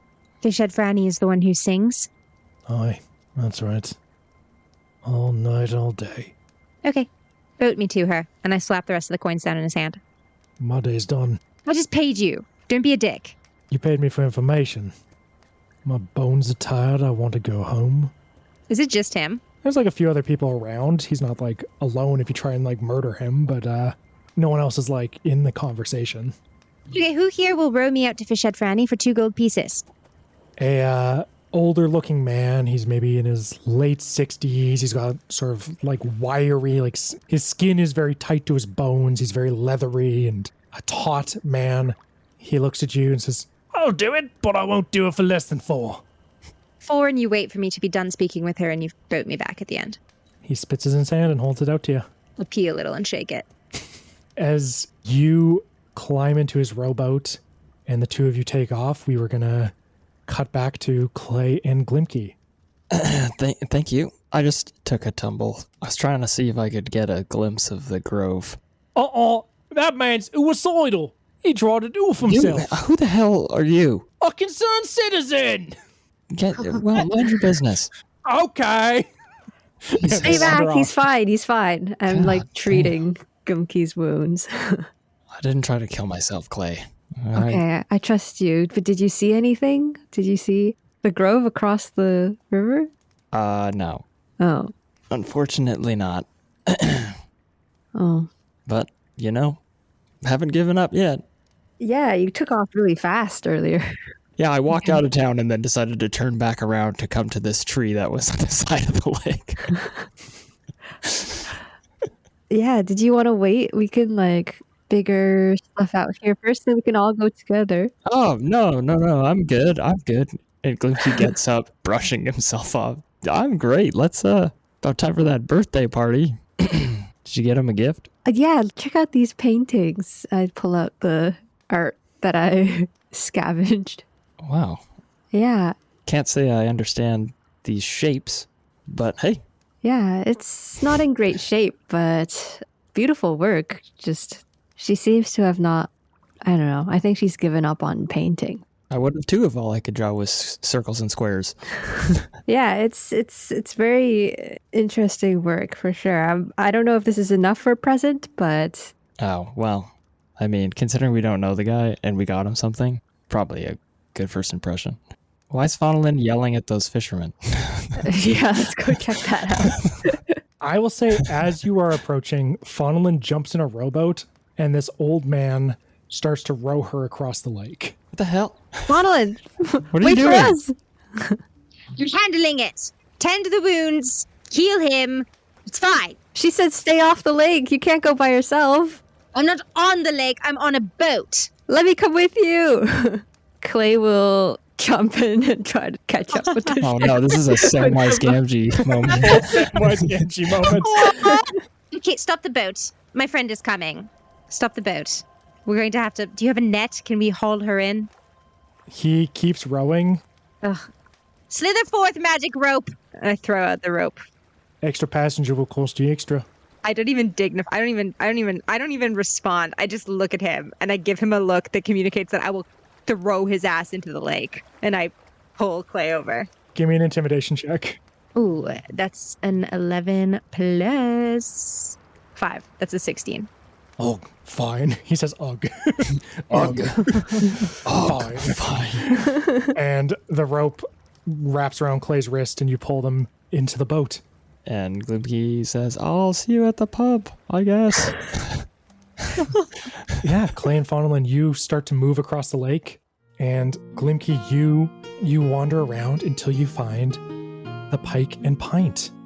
It is a dilapidated shack of a building. There is a sign that sits on the ground. It's fallen off its chains, depicting a fish jumping out of a pint of ale. And you walk in. The door feels spongy and damp as you press on it. And things don't get much better once you head inside. It is a dark space, very dimly lit. There's a few oil lanterns hanging from the ceiling. In another time, in another place, it might be aesthetic. Here, it's just oppressive. You see bits of mold growing in the corner. And Yay. It's got lots of mold. It's got mold. I mean, there's no mold in the corner. No! Yeah, you see that there is a lizard folk man behind the counter. He has gray scales with orange dots and a very wide head with a big sort of upturned mouth. and he looks at you as you enter, and his eyes blink, and his eyelids you see come in laterally. They close laterally, and he takes these big blinks, and he looks at you and says, "Hi there. Welcome to the Parking Point." Thank you. I'll take 1 ale and a table over there. "Oh, yeah, sure thing. I'll be 2 copper." Okay. Here you go. Thank you. And is it possible to take a short rest? So I can use a couple hit die? I would say yes. As you sip your Alright. ale and you reach into your pack and you say, "Ah, you're bleeding from your head there, mate. You should get that taken care of. I'd hate to have this place dirtied." But seriously, you okay? You need a bandage or? Oh no, I got it. I throw my Sure you wanna be backpack down. Drinking right now? All right. Oh, it'll help. Oh, nice. I rolled 3 hit die. I'm back at pretty good. Feel good. He blinks again and says, "No, never mind. You actually look fine to me. Anyway, just shout if you need anything. I got you. I got you taken care of." Oh, is there a birthday party here later? Oh yeah, I heard the lads are gonna come by later. Nice. Should be a real hoot and a holler for as long as Corvus is up for it. So I give him another 2 copper and say, when Corvus shows up, the first one's on me. And then I'm gonna point to the table and say, he'll find me over there. Mighty kind of you. And yeah, you spend some time bandaging yourself up. You drink your ale. It is not very good, but it's got like almost like a brininess to it. And you choke it down. And as night falls and things get a little darker, some people start to come in. Groups of 1 or 2. Many of them sit by themselves in corners. There's more corners in this place than you would expect because everyone seems to find a corner table. It's just a fucking decahedron. And sure enough, a few younger people, mix of humans and one halfling individual gather, and they're joking around. They seem to be friends. They're laughing. They're having a good time. And after maybe another hour or so, we'll say you sit there for about an hour, the door swings open, and this young man who you would recognize, maybe you kind of walked away mid-conversation, but you believe Faunalyn and Clay spoke with him. This guy, Plim Crufter, he walks in with an old man holding onto his arm. He appears to be in his mid to late 70s, and he's kind of hobbling. His back is hunched over. His face is extremely wrinkled, and everyone at the table looks over and says, "Corvus, you made it! What? Happy birthday, mate!" What the heck? And he raises a hand and waves them off and says, Thanks, guys. Thank you. Oh, it's nice to get together with friends." And the bartender brings him a mug of ale and says something and gestures over towards you, and he raises a wobbly hand and spills a good chunk of it and kind of tries to raise the glass to you. Thank you. It's my birthday." I know. Happy birthday. He brings the mug to his lips with shaky hands. He holds on with the other hand to stabilize it and takes a sip and coughs it up. And one of the young men says, "Corvus can't hold your liquor anymore." And he says, "Oh, you know me, I never could." What the hell? Why is this guy so old? This is so sad. He's know. human? He is human. And he looks 70, but he's 24. What the heck is going on here? I'm gonna just sit for a minute and just observe. Yeah, the group is having a good time. It's a fun night. It's a raucous party. People are joking and laughing and hooting and hollering. Even another individual shows up. Give me a perception roll. 11. At one point, you notice that an individual appears to be maybe a middle-aged half-orc man. He's got a bit of a limp. You see he enters the establishment, and while attention is kind of on this big party that's happening, this loud table, you see that the half-orc nods at the bartender and walks past the bar. There's a door behind the bar, and he just lets himself in through that door and slips past. Doesn't really acknowledge anyone. And we'll say maybe half an hour to 45 minutes later, you see a young human woman with sort of long, wavy blonde hair slips in, and the same thing happens. where she just lets herself into this back room. And no one really acknowledges her except for the bartender. And then there's a clatter as you see Corvus has dropped his mug and it shatters on the ground, and everyone says, "Oppa! Corvus! Don't tell us you can't hold your liquor anymore, bud." He says, "Oh, I'm sorry. Just sometimes my bones start to act up." Is the bartender distracted at all?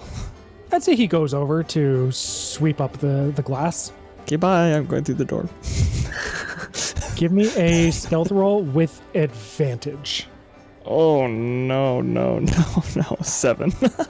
As you go through the door, you feel a hand on your shoulder. And you turn to see a halfling man. Appears to be young, probably in his 20s, or at least the halfling equivalent. He's got short hair on the sides, kind of poofed up in the middle a little bit. And you recognize him as one of the party goers, one of the people celebrating Corvus's birthday. And he says, mate, don't think that's for you. It's a private room, you see." Oh, sorry, I thought it was the washroom. No, we all just piss outside. We ain't civilized city folk. Gotcha. Sorry, I'm new here. I'm just trying to get myself acquainted with the seasons. My name's Glimki. It's nice to meet you. Oh, yeah. Callum Swift. Callum Swift. Oh my god. Well, a pleasure to meet you, Callum. Right, yeah, same. It was a good night. We're all celebrating our old pal Corvus. Oh, yeah, it's his 24th birthday today. No, he doesn't look it, but still spring chicken, that one. Yeah, I can tell. Hopefully that first drink didn't set off his pacing for the night. He looks a little tipsy already. Yeah, he just gets a little disoriented after dark. You know how it is. Yeah, what's the vibe with the after dark thing? I feel like I've heard a couple people say some weird stuff's going on. Well, can't speak for other folks, but with him it's just straight up sundowners. Right, gotcha. Well, sorry. I guess I'll head outside to piss. Don't mean to take up any more of your time. Yeah, you do that then. Oh, actually, one quick question for you. I found this while I was walking. He's gonna dig around in his bag, and I would like to pull out the petal of the flower of the plumeria that would have been from Edigan, like when Edigan had appeared, and be like, "Do you recognize these flower petals?" They appear to be flower petals. Yeah, I'm trying to place the, I guess the species or the, how would you call it? I don't know. How would you call it? Oh, I thought you would know. Native to the island, I assumed. Give me a persuasion roll. Oh, baby, 21. 21. He's kind of like, as you probably can tell, he's sort of brushing you off. Mm-hmm. But he senses maybe like an earnestness in you, and you see he like takes a second and he looks down. He actually takes one of the petals from you and says, "I'm no horticulturist or whatever you call it, but looks like the kind of flower you might find in Edigan's Grove. Or at least the kind of flower you could have found back in the day." Interesting.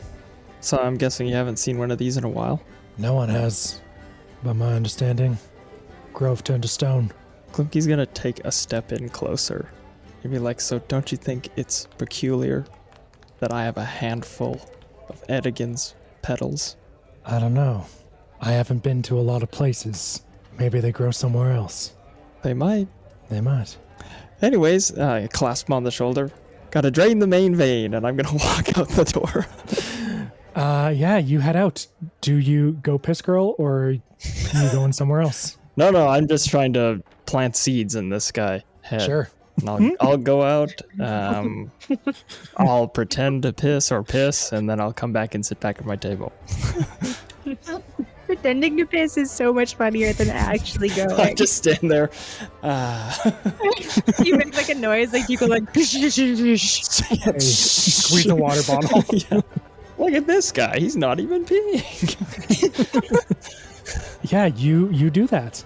I'll say after maybe another 30 minutes to an hour, Corvus seems to be getting pretty sleepy, and his head nods, and Callum stands up and says, "All right, I reckon that's enough of that, eh, lads? man's gonna have to sleep this one off. Oh, what an animal you are, Corvus. And he says, I'm an animal. And Plim helps him to his feet, and another individual and Plim wander out the door.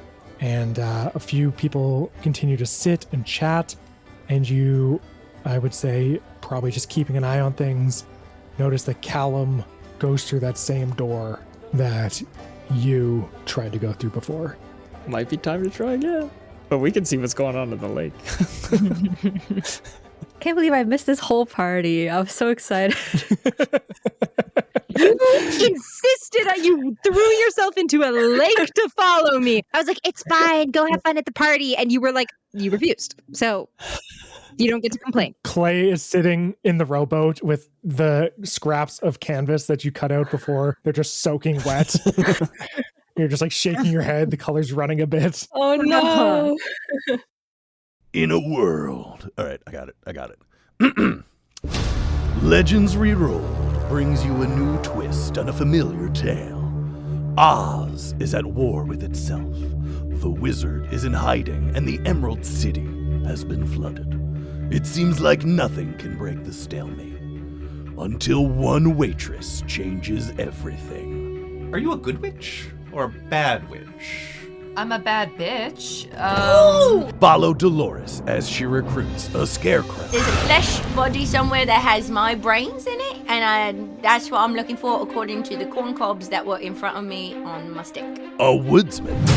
I still didn't hear what you just said. I've just been staring into your eyes. What did you just say then? And a lost prince. You know, you just stand up too fast and like everything goes, woo! Each with their own story. I got into a very minor accident, and there was some light vehicular manslaughter with lots of witnesses, but no body. Join us as we travel through a world of adventure. We're going to see a wizard. Wanna come? Mystery. It seems that the body's gone. Oh, thank God. Love. You can't tell us what to do! We're in love! And silly voices. Wait, you're a broadtooth? What? We talked about this. I wasn't listening. I was drunk.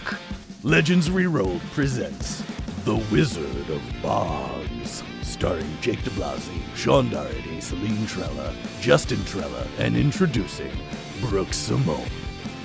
To D&D. It's a D&D podcast, I forgot to mention. Goodbye! Goodbye. Goodbye! Bye-bye now. Get on it, you bad bitch! Oh, Goodbye! yeah. Goodbye! I would say it is dark. Sun has exploded for the day, but you venture ever closer to this paddle boat, and it is maneuvering through the dark. You can see it because there are several lanterns strung up upon it. And as you get closer, you see several things. First, it seems to be, like I said before, a wooden houseboat with this paddle wheel attached to the back that is propelling it.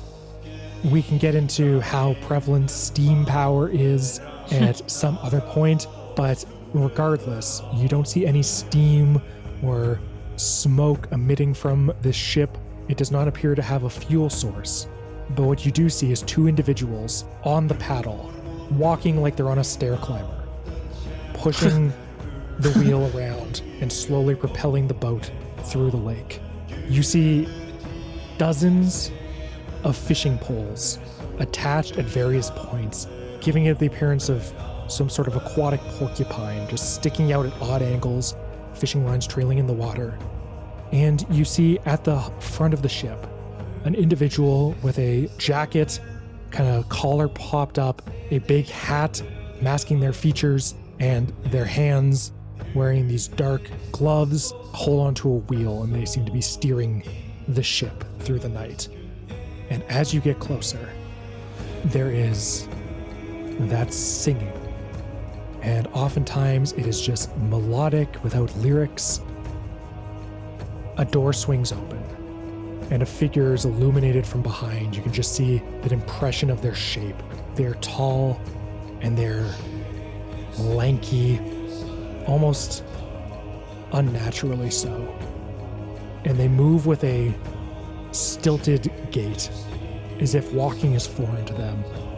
almost like they're crashing around, like you'd expect to see on a ship in a storm. They're swaying from side to side, pushing off walls and railings. You can't see much of them in the darkness, but the lantern light reflects off their face for a second, and you see their eyes reflected back at you. The same eyes that were on that fish you saw a few hours before. I'm gonna call out, "Hi, fish head Franny. I'm here for a little chat." The man in the boat gasps and jumps overboard and starts to swim back to shore. What? Okay, our boat now. Clay, will you row it for us? Yeah. The head of the individual on the ship snaps towards you. What did you call me? I called you the name that I know you by. What should I call you? Franny will suffice, girl. Okay. But how would you know? The fish told me. You're new here. Why should you know what cruel names the children call me? Oh, you don't like that name. I see. Well, I don't like when you push my friend out of a tree and then sing a creepy little song about it. I don't push. And you see one of the fishing rods begins to bend, and she moves with an unnatural speed towards it and just grabs the line and pulls. I only pull, girl. And I only sing what the fish tell me. She pulls this line, and a fish comes writhing out of the water, landing on the deck of the ship, flopping on the ground. And she says, Mrs. Bertry's child has been born. And she grabs the fish and holds it up to her ear, and then takes a knife out from somewhere you don't know and cuts the fish open. She reaches a hand in, just plunges it in, pulls out a second writhing fish. Twins, oh, she'll be most pleased. Oh. Faunalyn, I'm going to roll an insight check, even though I think I already know what Faunalyn understands from this. I'm just deciding how much Faunalyn is going to beleaguer? Is that the word? Beleaguer? Belabor the point. Beleaguer, that's a word. Beleaguered. Believe. That's Justin Bieber fan. It doesn't matter. I got a 21. So I was deciding how quickly Faunalyn can decide to believe that Fishhead Franny is telling the truth. Sure. Because from a meta perspective, I, Shannon, already know that she didn't push him out of the tree. So I got a 21 on that insight check, which means that Faunalyn gleans pretty quickly or understands pretty quickly that as creepy as this person is, Faunalyn kind of believes her. So actually, the moonlight glints across Faunalyn's teeth as she breaks out into a grin and goes, "Well then, I believe we've gotten off on the wrong foot. You can call me Eugene, or whatever you fancy. Now, I don't believe I got your preferred name. Mind if I come aboard?" Okay, so 3 things happen. First off, the moonlight that reflects off your smile, you watch as this dark visage also begins to grin, and you see a mouthful of fish bones smiling back at you. Cool. Second, she says, I prefer Faunalyn. Or perhaps Ferideth. The fish have so much to say. I do think you and I are going to be friends. Lastly, you may call me Franny. And of course, you may come aboard. All are welcome on my ship. The Callie Marie is open for all who seek my help. And I don't know that I seek your help necessarily. In fact, I think I seek to help you. What can one such as yourself offer one such as me? Well, I guess I'm surprised you haven't already heard from your fish. That is massively impressive, by the way. Can you teach me how to do that? Anyway, the point is, me and my friends are really only still here on this island because we want to unpollute it, both in the ecological sense and in the sense of the terrible, terrible people that are pillaging its natural resources and making it uninhabitable for the people and fish. We want to get this place in shape so that you can go back to singing your spooky little songs over less cruddy waters. Does that interest you? Now, why would I want to change? Such a paradise. Don't you smell that? The despair, the struggle. Can't you taste it. Oh my god, you're actually exactly like my little brother. His name's Dionel, and he has this whole thing where he's like, doom and gloom over pain is the only beauty in art is that which is derived from pain. Oh, the darkness, I love it. Anyway, the point is, I get it. I'm well aware of his nature. You're well aware of his nature. Where is he? She cocks her head. That sort of information usually will cost one. Would you care to bargain? I thought you were just showing off. Faunalyn is going to brush some like crud off of a crate or something, and she's going to like take a proper seat and cross her legs. I guess we can bargain. What do you want from me? Without saying a word, she lurches to the side as if like pulled by a string, and she just grabs onto the side of the boat and pulls on another thread. She pulls it out, and it's like the rod is like bending in half, and she pulls on it with all her might, and out pops just a small little minnow, barely 3 inches long. And she grabs it, and she just throws it into her mouth, and she chews slowly.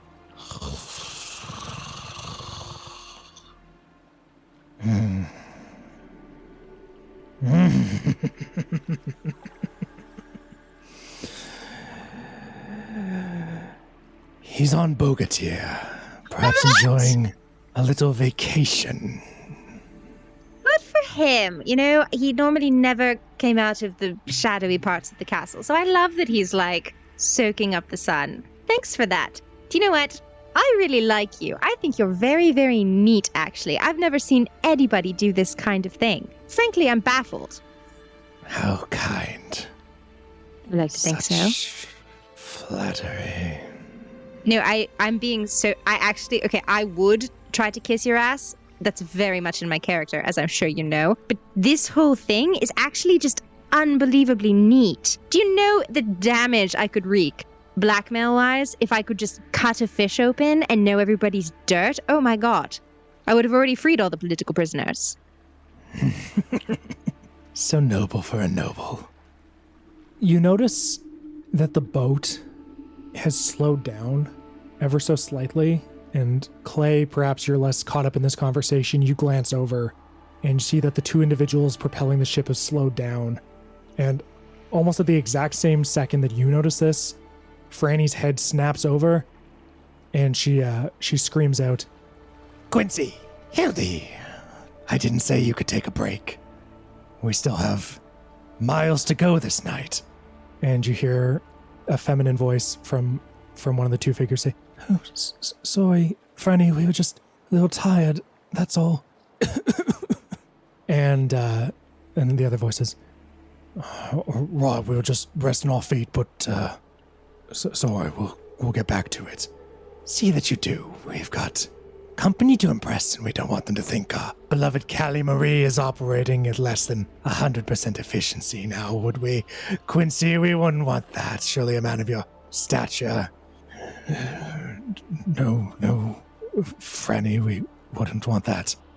And the boat starts to move a little quicker through the water once again. Girl, what is your deal? You're like an evil fish witch who haunts the village, and she likes the corpo baddies. Like, what do you want? What's the Fran of it all, you know? Give me a perception or insight roll.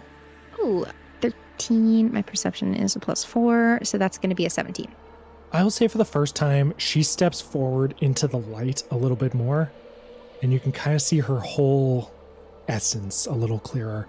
And as I mentioned, she's tall and lanky with these sort of bones that seem stitched together. Her face is sallow. It's got almost like a yellow tone to it, like a pallor, almost like a jaundiced energy. Her eyes are ever so slightly to the sides of her head, and they seem to bulge ever so slightly. Her nose is flat, turned up, and as you ask that, her eye darts over momentarily. It's like a frame. For a frame, it looks over and then looks back at you. And you glance in the direction she looked. And you see a dark stone tower lurching up into the night. There's something I covet within that tower. And so far, it's been very difficult to acquire. What is it? Oh, nothing special. A jar of sorts. You know what, girl? None of my business. Let's say I get you this jar. Maybe you help us take down the government that I want to depose. And I also think, I'm not negotiating for this, but this is just a note, I'm being honest with you. I think it's a little passé to have little slave boys that you treat badly. So the little people on your wheel there, that's just kind of...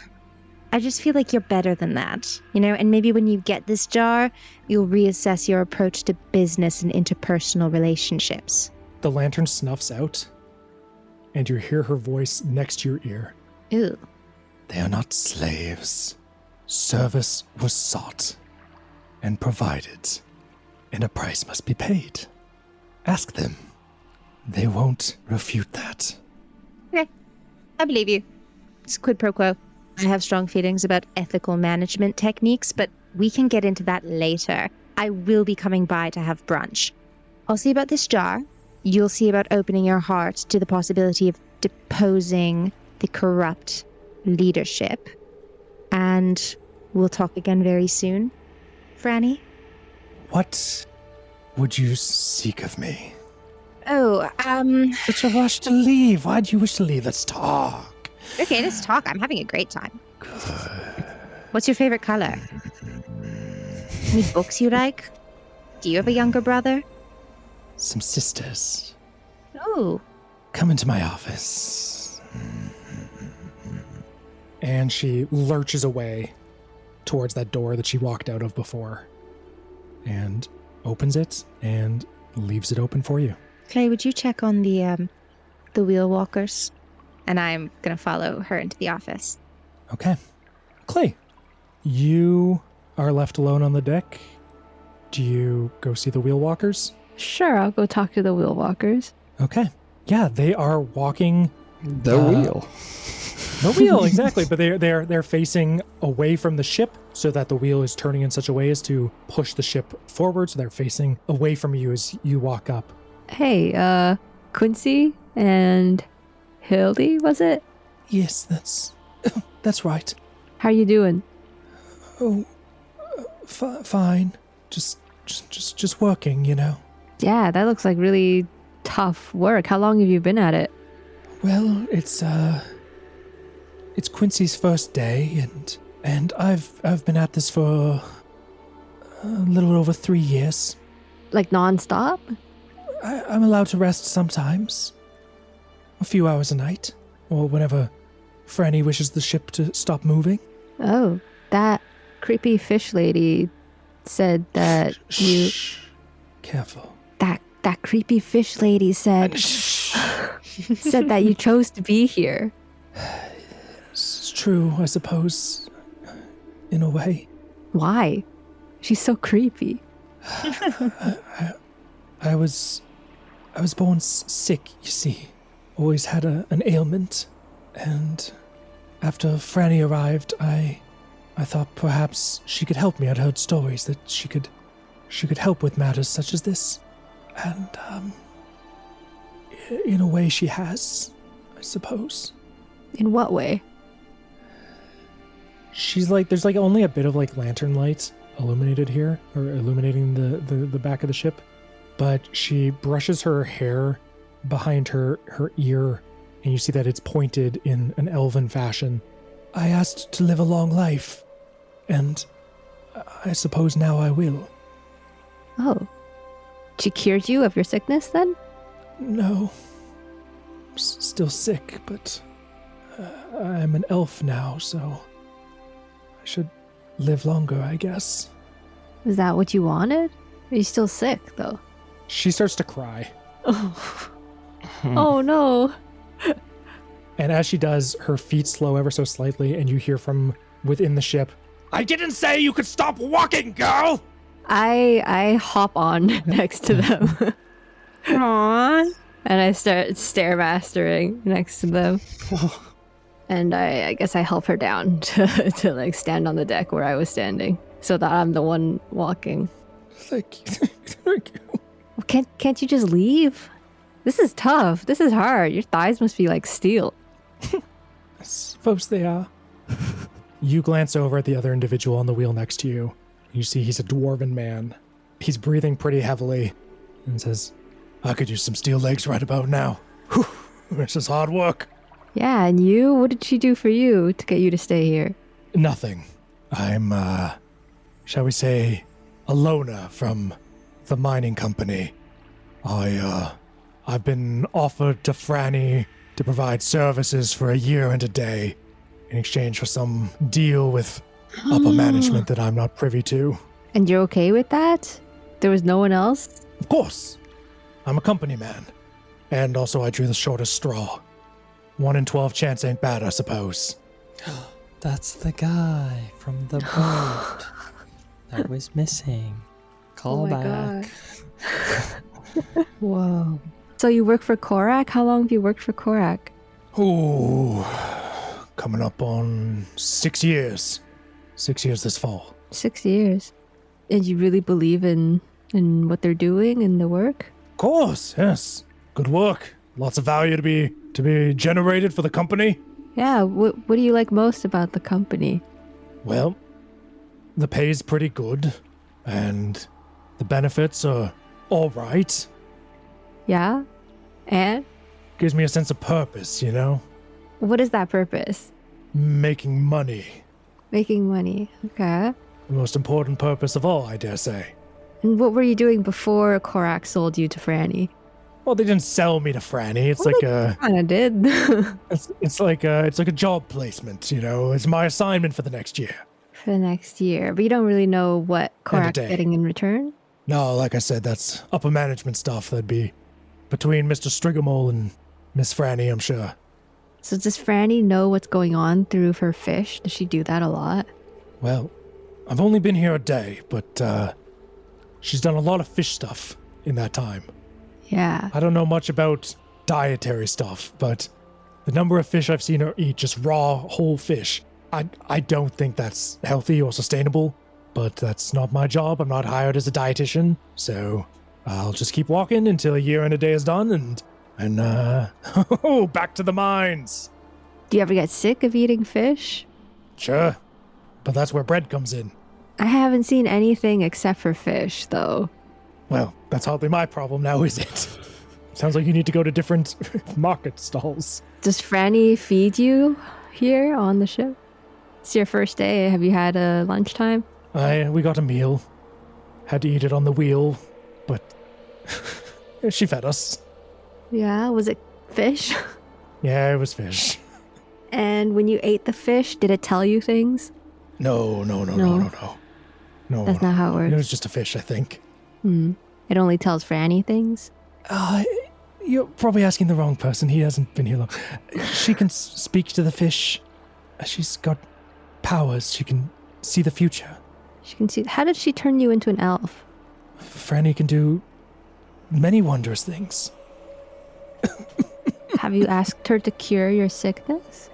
I've brought it up, and she's merely pointed to the language used in our agreement. And I think I might just have to live with it. Well, what was in the agreement? How long do you have to walk the wheel for? 7 years, and then I'm free to go. And is there any, changing the words of the agreement or making a new agreement? She gets mad if I bring it up. Oh. And in your 3 years here, have you seen other people come and ask Franny for anything? Yes, sometimes. What kind of things have you seen her do? People come for insights to know if their child will be born healthy or what areas of the lake to fish. Sometimes they ask for bigger things, more important things. They always get sent to the tower. The people who ask for the bigger things? Yeah. Is it to help her look for that jar? Is that the cost? Mm-hmm. Yes, that's right. And have they come back? Some of them. Most haven't. Corvus did. And He looked terrible. Corvus. I heard it's his birthday today. Oh, is it? Yeah, he's turning 24. That's nice. Oh, he looked 70 when I saw him last. When he came out of the tower? That's right. Do you know what he asked her for? That the cost was going into the tower? No? I'm not sure. Do you know what her deal with is Korak? The Korak company? No. Not privy to any of that if I just walk the wheel. What happens if you just leave in the middle of the 7 years? I don't know, but she looks over at the fishing lines scattered throughout the water. I don't think I'd make it very far. Have you seen anyone try? Quincy wasn't the first dwarf from the Korak Mining Company to work here. And I think we're going to cut inside. Faunalyn, you are brought inside what appears to be an office of sorts. Office is probably too clinical or utilitarian of a word. Perhaps a workshop would be better. A curio, one might say. You look around and you see a chaotic space. There is a hide of some creature that you don't recognize upon the ground. There is a large window looking out towards the front of the ship, and you see this figure with the collar of their coat drawn up, piloting the ship. There are countless shelves with miscellaneous objects. You see a fish in a cage swimming in space. You see a large cauldron with a clear liquid, and around it are several bottles, little vials with a dark, strange liquid inside that seems to shift and shimmer and catch the light in 1,000 different ways. You see a pile of fish skins with a knife sticking out of a piece of wood. You see a jar with preserved eels inside of it. And yeah, there is Franny, and there's a little stool upon the ground, and she takes it, she sets it upright, and perches upon it like a gargoyle, limbs sticking up further than you would care for. It's dark in here, and she reaches up a hand. You see her nails are fairly long, and you see that there is a head. It's got a beard, and she grabs it by the beard and pulls, and its mouth opens, and light emanates from its eyes and open mouth. A dwarf who tried to renege on our agreement. Quincy, there's replacement. Okay, I'm starting to understand your whole vibe. I would say cute place you have here, but you would know that it's not really my stylings. I think it's beautiful. And what matters is that you like it. We were talking about overthrowing the mining people, but I see that that's a dwarf head. And I'm just wondering, you wouldn't happen to have already, contributed to this whole clusterfuck. Contributed, such an interesting word. I have offered services for those in need. Some of them may have been from the Korak Mining Company over the years. Many come to me for help. Some of them dwarf, some of them minor, some of them other, some of them elf. I want to bite so badly, but I'm not going to. I'm not going to bite on that line, Franny. Should I? No. I guess what I'm getting at is, obviously you have powers beyond the run-of-the-mill, and you seem comfortable using those powers for acts that don't align with my morality. I guess I'm sensing that, while I don't think we need to be opposed, I don't know that you and I necessarily can work together. I mean, I'm good, but I don't think I'm going to bring a godlike creature about to my cause by giving a rousing speech, And frankly, I like this place and I want it to do well, but I'm not going to, give you 15 years off my life or something in exchange for it. I also don't see that you can offer me anything that I can't get myself through a little bit of hard work. So I don't really know that we have much else to talk about. Morals are like a fishing rod, dearie. If they don't bend, they break. As for abilities, powers, things that you can do for yourself, I think if you were as capable as you think you are, you wouldn't be here talking to me. You'd be sitting on a fancy little throne carved of mushrooms.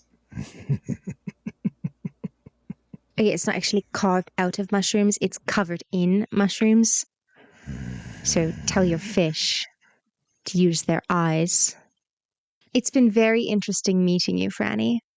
And we may speak again. If you're going to overthrow a mining company, you're going to need friends, girlie. You might already be friends with my enemy. Like I said, you need to be flexible. Okay. What can you do for me, Fran? What would you need? Do you wish to slip in unnoticed amongst the dwarves? The girl on the wheel was once human. Now she's an elf. An easy transformation. You could walk right in, no one would blink twice. This feels very monkey paw. Sorry, I'm not there. Or, for example, you could tell me where the Princess of Erdenine is and how I can get to her. An interesting ask. Perhaps I could. And all you would want from me is a little jar in an abandoned tower. No one ever said it was abandoned. But yes. Okay. It has been very informative meeting you. I think you and I are going to have an interesting and fruitful relationship. I'm going to head out with my friend. And if you have more to say, send one of your fish. And if I have more to say, I'll come by for brunch. Very good. Captain M, take us to shore. Our visitors wish to return home. The figure standing on the other side of the window turns his head, and you see the profile of a bearded man with sunken, sallow skin. At one point, he might have been handsome. He might have been happy. He might have been the kind of individual that you would put a portrait of on the mantle of your fireplace. And he doesn't speak so much as he says, and the ship begins to turn towards shore. And a short while later, you are deposited at a dock. The ship begins to move off back towards the center of the lake. Remember, the Calimari is always open for those that need my help. Good night, young Thrillwin. And as the two of you make your way back into the town, I think we're going to cut for one last scene with Glimki sitting at the bar, watching this gray-skinned, orange-spotted gecko of a lizard folk man serving drinks. Many folk have gone, and the party is all but wrapped up. You notice throughout the course of the evening, a couple more individuals go through that door. But it's not a lot. It's maybe a half dozen total. I guess once the bar, I guess, quiets down in the front room, and if I'm like one of the few just sitting there and watching people go through that door, it's time for Glimki to try again at joining the private event. Okay. Would you like to make another stealth check? Nope, I just want to walk up to the thing. No more sneaky. You walk up to the door, and as you're about to go through, the lizard folk man says, "Oh, sorry, you're not supposed to go in there. Yeah. It's a private affair." Mm-hmm. You keep going? Yeah. Oh, yeah. Okay. You push the door open, and you see you're in a storeroom of sorts. There's crates of some food stuffs, vegetables, and the like, bags of flour, a few casks of ale, and you see that there is a door, like a hatch on the ground. Okay, all right. Let's pull it up. You pull the hatch open, and you see that there is a set of stairs that lead down into the darkness. And you see, I would say, lantern light flickering off the walls, and you hear murmured voices. Too quiet to make out the details. 1 foot in front of the other. Let's keep walking. You step down and down and down. And as you step on the final step, the voices begin to come into greater clarity. You hear one voice say, Callum, there's no way we can trust this man. He'll sell us out for sure. You're not thinking clearly. I'm thinking as clearly as the rest of you. This is our greatest opportunity. We can strike a blow at the heart of Korak. We won't have to deal with them any longer. The island can be saved. Now, everybody, let's calm down. We're all on the same side here. We all want the same thing. And as you step on that last step, there is a click. And a piece of wood positioned above you drops. And several large, heavy kegs full of wine collapse upon you. I need you to make a dexterity saving throw. 11. The weight of the wine casks collapses on you. You take 11 bludgeoning damage. Oh, easy. And one of them just cracks, spilling thick, sticky wine on you. There's a sudden scraping of chairs on the ground. A table is overturned. We've been found! Quickly! We must escape! Relax. Jeez. You look up, and you see that already this large half-orc man with the limp that you saw walking before, he's got dark green skin, he's got these tusks that are sort of etched into spirals. He has got his hand on a shelf, and you see this big shelf full of wine casks, and he's pulled it open, revealing a tunnel leading out of the space. Whoa. You see Callum Swift, the halfling man. He is piling up scraps of paper and what have you. He's like grabbing them, gathering them up. And you see this blonde woman. She's like ripped a torch off the wall, and she's getting ready to throw it onto your wine-covered body. What the? Whoa. Everybody just stop fucking moving. Give me a persuasion roll. 6. It's a good thing you short rested.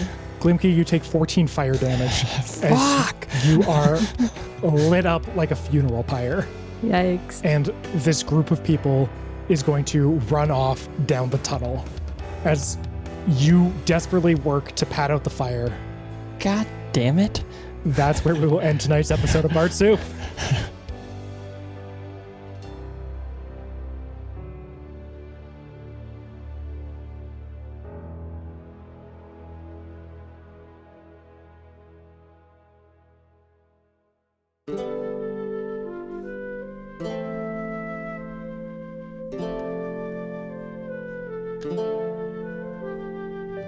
Thank you so much for listening to Chapter 28 of Bard Soup. Things are getting spooky, they're getting a little weird, there's women with fish bones for teeth. I have been your reviled dungeon master, Zach Meikle, joined by my 3 wonderful players, Prima Zhao as Clay Campbell, Jordan Johnsen as Glimki Treefellow, and Shannon Meikle as Faunalyn Vaydark. If you're enjoying the show, leave us a 5-star review. How many times do I have to tell you people? In the meantime, follow us at bard_soup on Instagram and TikTok. We got some good reels, we got some good TikToks, we got all those things you need. While you're at it, check out bardsoup.com. We'll be back in 2 weeks with Chapter 29, so in the meantime, stay frosty and just chill out. You work too hard. Relax. Take a break. Bye-bye. You okay? Nah, probably just having a heart attack. It's grunting. You need Wait, are you some serious? Please don't have a heart attack. Oh, hey, I'm not that out of shape. Come on. Tell your heart no. Yeah. Guys, if he has a heart attack, he'll stop talking about Emperor Luigi. Oh, maybe it's not a heart attack. Maybe it's a birth. Oh. Why are you baiting the future fan artists like this? Why are you doing this? You mean me? Prima's been sketching this whole time. Just how Yeah, draw Zach pregnant is already on my to-do list. Man, that fish lady is spooky. What? No. She just got bones for teeth. What are we going to do about her? I don't think there is anything you can do about that. There's a genuine moment where at the beginning I was like, oh no, me and her are like cool. Like she's just like this gossipy old creepy lady. Faunalyn would love to be an old creepy lady. It was just like talking mad shit. That's amazing. And then it was like, oh no. No, I thought you heard your real name and we should just get rid of her. Oh yeah? Yeah. My honest thought was the hot goss potential from this woman is limitless. But she knows all your hot goss. Like, I think tracing down the lead on the princess angle could be very that was interesting. good. And Yeah. if that doesn't work, you could get her to turn you into the princess, and we can just get that move. Yeah. I'm really curious. Oh my about god. this, Switch personalities again. Whoa. Switch identities You'll just again. you can just live at the castle. Yeah. I'm not wearing pants right now. I can't be the princess. You could though. Oh, damn. We could make Glimki's her pants, into the unfortunately, are princess. burning with fire right Yeah. now. Yeah, what the hell? Glimki had a bad Yeah. day. I'm not even a liar.